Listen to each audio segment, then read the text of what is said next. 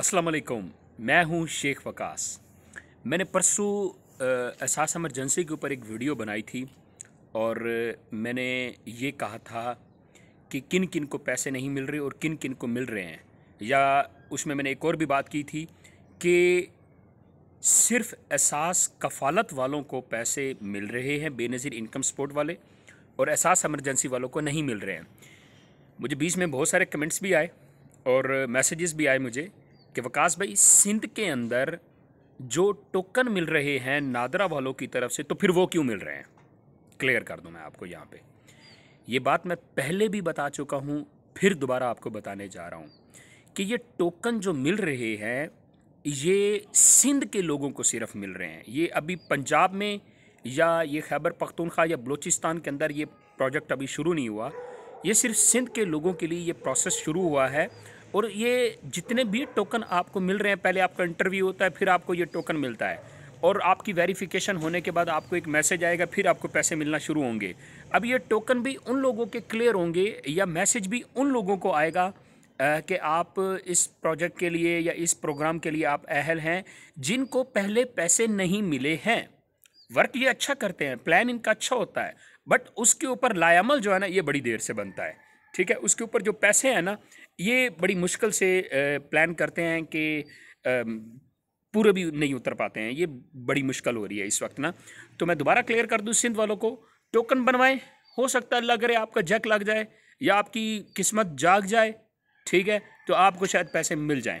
Otherwise Haider Haider. तो ये चीज़ आपको बतानी थी। ये सिंध वालों के लिए स्पेशल मैसेज था। एक बहन ने बड़ी शिद्दत से कहा था, सर प्लीज़ इसके ऊपर एक वीडियो बना दें, तो मैं वीडियो बना दी है। तो बहन, अगर आपको पहले मिल गए हैं तो आप टोकन ना ही बनवाएं तो अच्छा है। अगर दिल में कोई हसरत है तो आप भी जाके एक दफ़ा बनवा लें।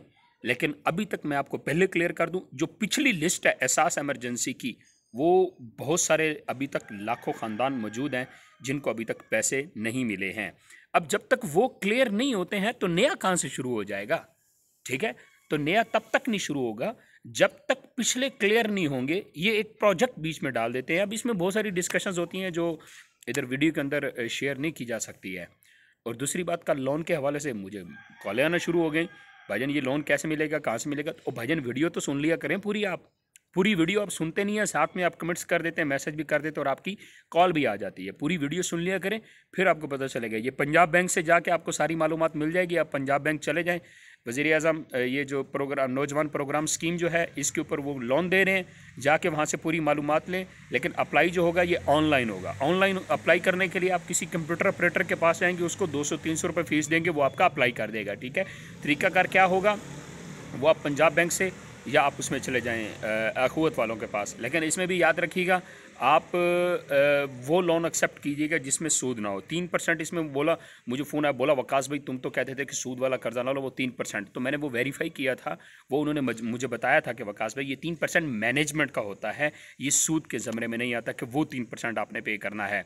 ये मेरे ख्याल में 1 लाख से 10 लाख तक की शर्त है। अब मज़ीद मालूमात के लिए आप रब्ता कर सकते हैं पंजाब बैंक से या अखवत वालों के पास जाके, बल्कि पंजाब बैंक चले जाएं तो वो आपको बेस्ट मालूमात इसकी दे देंगे। थैंक यू जी। दुआ में याद रखिएगा। आप सबका छोटा भाई शेख वकास। आजकल मैं बहुत सारे वीडियोस देख रहा हूँ टिकटॉक वालों पे। एक थोड़ी सी मैं 36 इंच की मल्टीप्लेक्स ये सेंड कर लूँ मैं।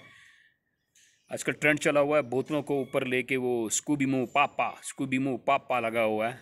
तो शर्म आनी चाहिए इन लोगों को कि रिस्क को ऊपर फेंक रही है। ये सारी यहूदी लाबी है, ये पता नहीं कहाँ के आ गए हैं लोग पाकिस्तानी। मैं तो कहता हूँ यकीन करो, अब दोबारा कोई इस तरह की वीडियो बना रहा हो ना, ये स्कूबी बू पापा की ये बोतल ऊपर गिराने वाली, उसको पकड़ के ना 1-2-4 उसको ना लगा देना उसकी, फिर वो वीडियो अपलोड करना, फिर ये वाला ट्रेंड चलाना, फिर ज़्यादा मजा आएगा, फिर इनका पापा स्कूबी पू होगा।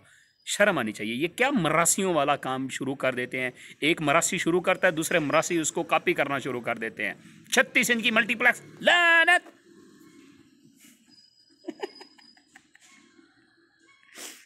शर्म करो उल्लू के पटो, किस चक्कर में पड़े हुए हो। तुम पाकिस्तानी कौम हो और पाकिस्तान एक दुनिया का अजीम तरीन मुल्क है, एटमी पावर के लिहाज से, ज़रई रकबे के लिहाज से, खूबसूरती के लिहाज से। खुदा का खौफ करो और अच्छे काम किया करो जिसमें अल्लाह भी राज़ी हो।